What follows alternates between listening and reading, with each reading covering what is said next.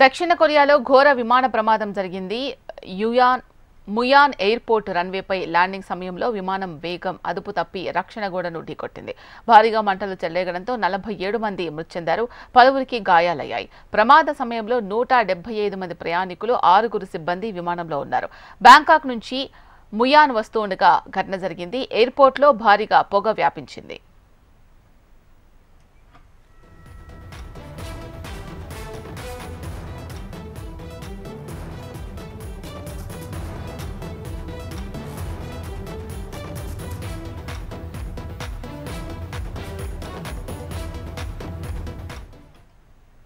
దక్షిణ కొరియాలో ఘోర విమాన ప్రమాదం జరిగింది.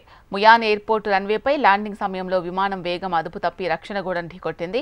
భారీగా మంటలు చెలరేగడంతో 47 మంది మృతి చెందారు, పలువురికి గాయాలయ్యాయి. ప్రమాద సమయంలో 175 మంది ప్రయాణికులు, 6 సిబ్బంది విమానంలో ఉన్నారు.